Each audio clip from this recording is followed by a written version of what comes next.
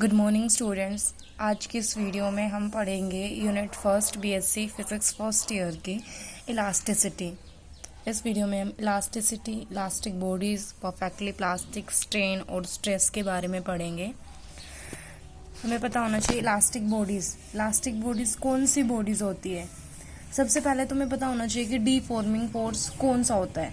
हम किसी बॉडी के ऊपर एक्सटर्नल कुछ फोर्स लगाते हैं और उस फोर्स को हटाने के बाद जब बॉडी अपने ओरिजिनल शेप में आ जाती है, उस फोर्स को हम डीफॉर्मिंग फोर्स बोलते हैं। इलास्टिक बॉडी कौन सी होती है? The bodies which regain their original shape and size after the removal of deforming force. The bodies, वो बॉडीज जो रीगेन कर लेती है ओरिजिनल शेप, मतलब जब हम डीफॉर्मिंग फोर्स को रिमूव करते हैं, जो फोर्स एक्सटर्नल फोर्स हमने उसके ऊपर लगाया था, जब हम उसको रिमूव करते हैं तो बॉडी अपनी ओरिजिनल शेप में, ओरिजिनल पोजीशन में आ जाती है, तो उसको हम बोलते हैं इलास्टिक बॉडी। ठीक है, जो कम्प्लीटली रिकवर हो जाती है उसको हम क्या बोलते हैं? इलास्टिक बॉडी, जब हम डीफॉर्मिंग फोर्स को रिमूव करते हैं। डीफॉर्मिंग फोर्स कौन सा होता है? किसी बॉडी के ऊपर, जैसे हमने किसी बॉडी के ऊपर हमने कोई एक्सटर्नल फोर्स लगाया और इसकी शेप में चेंज हो गई, जैसे इसकी वॉल्यूम में चेंज हो गया, सपोज करें इसकी वॉल्यूम में चेंज हो गया। जब हमने इस डीफॉर्मिंग फोर्स को रिमूव कर दिया, इसको हम जब रिमूव कर देंगे तो वो उसके ओरिजिनल शेप में आ जाएगी, तो उस बॉडी को हम बोलेंगे इलास्टिक बॉडी। उसके बाद में आती है perfectly plastic body. Perfectly plastic body कौन सी होती है? जो अपनी ओरिजिनल शेप में नहीं आती है। जैसे हमने अगर इसके ऊपर से डीफॉर्मिंग फोर्स भी रिमूव कर दिया तो वो अपनी ओरिजिनल शेप में नहीं आएंगे। उन बॉडीज को हम क्या बोलते हैं? Perfectly plastic bodies. बट जो रियल लाइफ होती है, रियल लाइफ में ना तो परफेक्टली इलास्टिक बॉडी होती है, ना परफेक्टली प्लास्टिक बॉडी होती है, लेकिन कुछ बॉडीज होती है जो इन दोनों की लिमिट्स के बीच में लाई करती है, जैसे कि रिज्ड बॉडीज बोलते हैं हम। रिज्ड बॉडी कौन सी होती है? जिनके ऊपर अगर हम कुछ भी एक्सटर्नल फोर्स लगाते हैं तो उनकी बॉडी, उनकी शेप में या उनके ऊपर कोई चेंज नहीं होता। रिज्ड बॉडी भी एक्चुअली में एग्जिस्ट नहीं करती है, बट क्या करते हैं, उसके जैसा थोड़ा सा सेम बिहेवियर होता है। एज अ सॉलिड बॉडीज जो होती है उसको हम रिज्ड बॉडी कंसीडर करके चलते हैं। अब इसके बाद में हम पढ़ते हैं स्ट्रेस क्या होता है और स्ट्रेन क्या होता है। स्ट्रेन क्या होता है? जब हम किसी की बॉडी के ऊपर स्ट्रेन अप्लाई करते हैं, स्ट्रेन में क्या हो रहा है कि जब बॉडी के ऊपर जो भी हम डीफॉर्मिंग फोर्स लगा रहे हैं उसके बाद में उस बॉडी की में क्या चेंज आ रहा है, उसकी डायमेंशंस में क्या चेंज आ रहा है, उसको हम बोलते हैं स्ट्रेन। ठीक है, स्ट्रेन क्या होता है? Change in the dimension of body upon में ओरिजिनल डायमेंशन, कि उसकी डायमेंशन में क्या चेंज हो रहा है अपॉन में ओरिजिनल डायमेंशन, मतलब जो ओरिजिनल डायमेंशन के उसके कंपैरिजन में उसकी डायमेंशन में क्या चेंज हो रहा है, उसको हम बोलेंगे स्ट्रेन। टाइप्स होते हैं स्ट्रेन के: लॉन्गिट्यूडनल स्ट्रेन, वॉल्यूमेट्रिक स्ट्रेन और शेयरिंग स्ट्रेन। लॉन्गिट्यूडनल में क्या होता है? जो लेंथ में चेंज होता है। वॉल्यूमेट्रिक में क्या होता है? वॉल्यूम में होता है। एंड शेयरिंग स्ट्रेन में क्या होता है? शेप में चेंज होता है। अब लॉन्गिट्यूडनल स्ट्रेन में क्या होता है? लॉन्गिट्यूडनल स्ट्रेन में क्या होता है? लेंथ की डायमेंशंस में चेंज होगा किसी बॉडी की। हम सपोज करते हैं हमारे पास जैसे कोई भी ये बॉडी है, इसकी लेंथ हमने मान ली, इसकी लेंथ हमने क्या ले ली? इसकी लेंथ हमने एल ली। अब हमने इसके ऊपर फोर्स लगाया, कोई भी हमने इसके ऊपर डीफॉर्मिंग फोर्स बोलते हैं, हमने डीफॉर्मिंग कोई भी फोर्स लगा दिया इसके ऊपर, तो इस बॉडी की जो लेंथ हो गई ना, इंक्रीज हो रही है।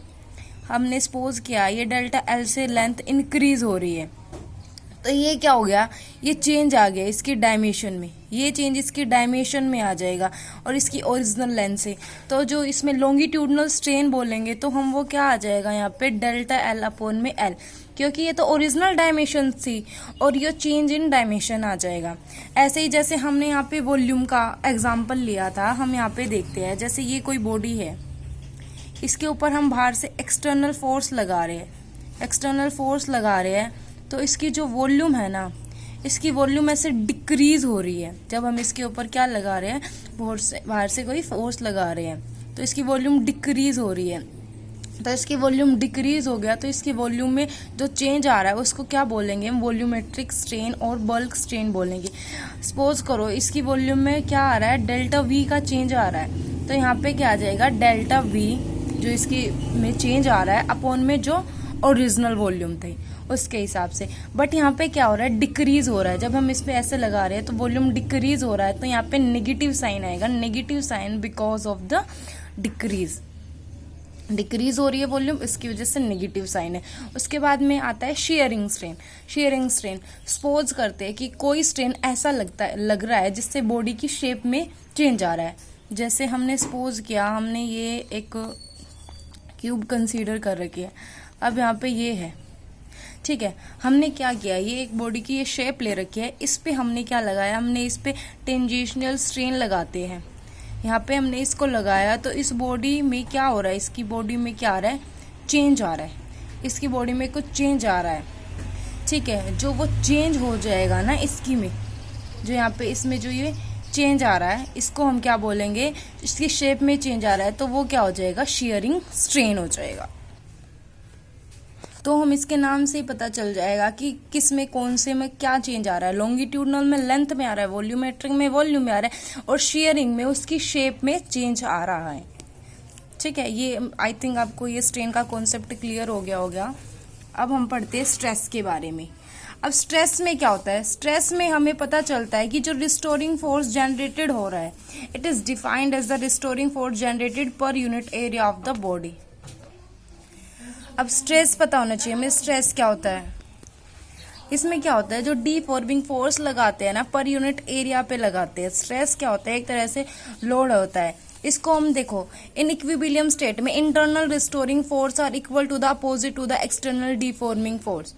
रिस्टोरिंग फोर्स क्या होता है, जो डीफॉर्मिंग फोर्स जैसे हम लगाते हैं, डीफॉर्मिंग फोर्स से क्या होता है, उसकी शेप में चेंज आ जाता है। और रिस्टोरिंग फोर्स कौन सा होता है, जो रिस्टोरिंग फोर्स उसको ओरिजिनल शेप में लाती है।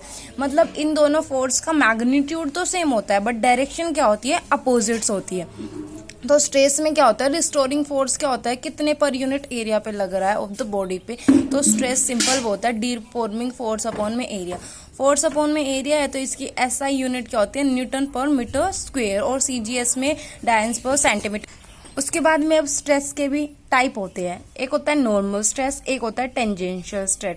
नॉर्मल स्ट्रेस टू टाइप्स का होता है, टेंजेंशियल स्ट्रेस और कंप्रेशनल स्ट्रेस होता है। देखो, जो नॉर्मल स्ट्रेस होता है वो क्या होता है, परपेंडिकुलरली डायरेक्शन में जो लगता है उसको नॉर्मल स्ट्रेस बोलते हैं। When the deforming force act upon an area in perpendicular direction, उसको हम नॉर्मल स्ट्रेस बोलेंगे। नॉर्मल डिफॉर्मिंग फोर्स अपॉन में area. Normal deforming force, normal stress कितने टाइप्स का होता है, टेंजेंशियल स्ट्रेस और कंपैरिजनल स्ट्रेस। टेंजेंशियल स्ट्रेस में क्या होता है, जब लेंथ इंक्रीजेस करती है, जब हम डिफॉर्मिंग फोर्स लगा रहे हैं उस पर, नॉर्मली जब हम उस पर डिफॉर्मिंग फोर्स लगा रहे हैं और लेंथ इंक्रीज कर रही है तो वो टेंजेंशियल है। टेंजेंशियल में ऐसे इंक्रीज कर रही है लेंथ, और कंपैरिजन में ऐसे देखो डिक्रीज हो रही है। जब हम उसके ऊपर क्या लगा रहे हैं, नॉर्मली डीफॉर्मिंग फोर्स लगा रहे हैं, जब डिक्रीज हो रही है तो कंपैरिजनल। और टेंजेंशियल में क्या, हमें वर्ड से ही पता चल रहा है कि वो उसकी लेंथ में क्या होता है, इंक्रीमेंट हो रहा है, उसकी लेंथ इंक्रीज हो रही है जब हम उसके ऊपर नॉर्मल डीफॉर्मिंग फोर्स अप्लाई कर रहे हैं। उसके बाद में इसका ही नॉर्मल स्ट्रेस होता है। सेकेंड में क्या होता है, टेंजेंशियल स्ट्रेस में क्या होता है, जब डीफॉर्मिंग फोर्स एक्ट करता है टेंजेंशियली। नॉर्मल में नॉर्मली परपेंडिकुलरली एक्ट कर रहा है, टेंजेंशियल में टेंजेंशियली एक्ट कर रहा है, तो इसमें क्या लगाएंगे हम, टेंजेंशियल डीफॉर्मिंग फोर्स अपॉन में एरिया, ठीक है। टेंजेंशियल डीफॉर्मिंग फोर्स लगाएंगे ना हम उसमें, पर यूनिट एरिया के हिसाब से हम उसमें लगा देंगे, ठीक है। तो when deforming force act in the tangential direction of the body, then stress produce in this body is called the tangential stress. Thank you.